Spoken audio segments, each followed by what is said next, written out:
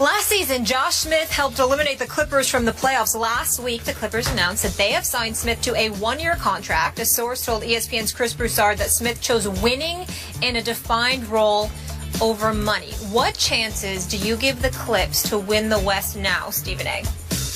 Well, just a slightly better chance that originally existed before this deal happened. I think that Josh Smith is a talent.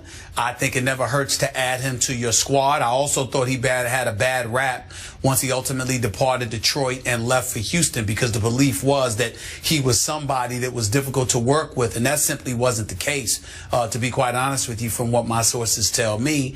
He thought that he was going to be playing a different role, and that didn't turn out to be the case. And then they acted like he had a problem coming off the bench when he didn't have a problem coming off the bench. So whatever you believe in that regard, he goes to Houston, helps them get to the Western Conference Finals. His performance in that Game 6, overcoming a 19-point deficit and basically running the Clippers out of the building on a 49-15 run they still haven't recovered from, this guy can make some noise. And remember, when they go small, as they tend to do in the West, having Josh Smith on the court with a Blake Griffin may be something that's very, very helpful in the event that DeAndre Jordan can't be on the floor for you because of his free throw shooting. So I do think it helps, but do I think it's enough to offset what the Spurs have done or the Golden State Warriors with their championship? I don't believe so. Or the Houston Rockets, for that matter. Yes. It hurts Houston because he was with Houston. Yeah. So I'll give you this. The Clippers have officially become the most interesting team in all of pro basketball. I can't wait. I'll be watching. Best in the West? I don't know. This is a volatile mix. And I get you about Josh. Maybe he did get a bad rap. That's all I ever heard and read was he can be difficult to coach. But with the Rockets, boy, he was really good and really coachable. So I got to give him that. But now, if he's sharing time, splitting time a little bit with Lance Stevenson, who also can be a little difficult on occasion, don't you think that's a tough mix for Doc? No. If anybody can pull it off, Doc can pull it off. No, I don't believe that, because I think that Josh you're going to use at the 4 and you're going to use at the 4 spot. I think he's going to play more the 4 and the 5 as opposed to the 3 for the Los Angeles Clippers, where Lance Stevenson will play the 2 and the 3 when they go small, and Josh will play the 4 and the 5 if and when they go to, or the 4 or the 5 if and when they go small. Okay, but my point is, if both Josh and Lance wind up with some reduction of minutes where they're not playing as much as they think they deserve to play, could that not create a little sort of below the surface friction for the Clippers? I don't think so, because Lance Stevenson, he's messed up. He shouldn't have left Indiana. He went to Charlotte with Clifford and MJ there.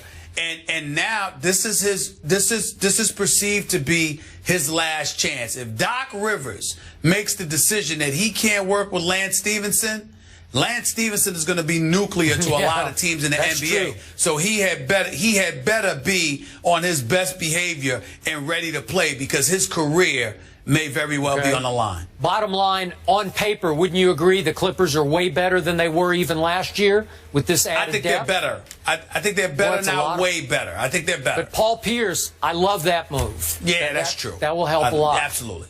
Absolutely. We'll see what Coach Rivers doctors up. That's my one-liner for the day. This is a zinger, right? No, I like it. I don't even get a sympathy laugh? No. No. Okay, I'll work on it. I'll work on it. Brett Favre, he got a warm welcome at Lambeau for his introduction into the Packers Hall of Fame. We'll get the guys' reaction to that ceremony when we come back. First Take is presented by Chase Sapphire Preferred, designed to reward you for being you. And in part by Golden Corral, the best buffet in the USA, now serving breakfast for lunch and dinner. And the Volkswagen Model Year-End Sales Event. He's officially a Packer forever.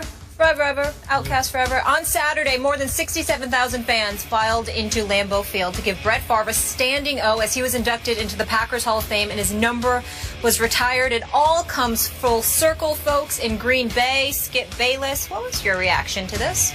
Molly, to close this show, I'm going to dare my partner, Stephen A. Smith, to say one nice thing about Brett Favre after ripping him for years on this show. I love Wranglers. He was a prima donna for his last 5 years in the NFL, damn it. I stand by that. However, he was deserving of being placed in the Packers Hall of Fame. 67,000 people showed up to cheer him on. It just speaks to his greatness, his Iron Man tendencies, all the greatness that he did. Future first ballot Hall of Famer, nothing to debate about. He deserved everything he received this weekend, the accolades, the cheers, the affection, and everything. Regardless of what I said about him, and I stand by it, it doesn't take away from the greatness he displayed and the affection he earned. I'm happy. Do I see a little tear in the corner of your eye, Stephen A. Smith? But he would deserve it if I was capable of it, because he does deserve it. Thank you. You enjoy NYC, 10 a.m. Eastern. We're back on the Deuce, ESPN2. The old ball coach, Steve Spurrier's here. Blew up last night with more moves in the West. The Rockets agree to a deal for Nuggets point guard Ty Lawson, according to Mark Stein in multiple reports. Denver will acquire a package of non-guaranteed contracts and a projected future first-round pick. The Nuggets will also send a 2017 second-round pick to Houston with Lawson, who is currently in rehab in L.A. after his second DUI arrest this year. Gentlemen, what do we make of this trade? Mr. Smith, we'll start with you. Well, first of all, I think it's not a trade that I would have made at this moment in time, but it's strictly because of Lawson's issues with alcohol. 2 DUI charges, 2 DUI arrests rather in the last 6 months. That's cause for concern because, as Skip can speak to very intimately, alcoholism is a tough pill, and you just don't know how somebody's going to be able to overcome that, especially when you're 27 years of age. You're relatively young, obviously. You're in the NBA. You're making millions. Ty Lawson's going to have a tremendous battle ahead of him. I like the fact that it's in Houston because of John Lucas and his clinic and the wonderful work that he's done from a rehab perspective with numerous athletes throughout the last couple of decades, to be quite honest with you. So I applaud that. I know they're hoping that Ty Lawson will work with him. I believe he should, and if he does, I think that'll go a long way. From a basketball standpoint, he takes some of the ball handling pressure off of James Harden, who has to handle the ball entirely too much. It relegates Patrick Beverley back to the bench, which gives them a 1-2 punch at the point guard spot. We all know their weakest position was at the point guard position, and they were still in the Western Conference Finals last year. So I think this is a move that bodes very well from a basketball standpoint for the Houston Rockets, and Daryl Morey willing to do this move and trading 4 players along with a conditional lottery protected first round pick. Conditional first-round pick and the second-round pick as well later on. I definitely think that he's done a good job. It's an upgrade, but the concerns that I have for Ty Lawson and that alcohol, that's something that none of us can ignore. I hear what you're saying. I appreciate what you said about me, my personal history with that disease. That said, and there's a big if attached to this trade, obviously, but if Ty Lawson can regain control of that issue that just sent him to rehab, what a great pickup this is for the Rockets. Yeah. I'm going to look at it as a positive here, that he can and will regain control of his problem. And I like your point about John Lucas being in the city of Houston. And if he does, then Daryl Morey, Kevin McHale just stole him. He's a better player than a protected first and a second in 2016, and they threw in Prigioni and Papa Nicolau.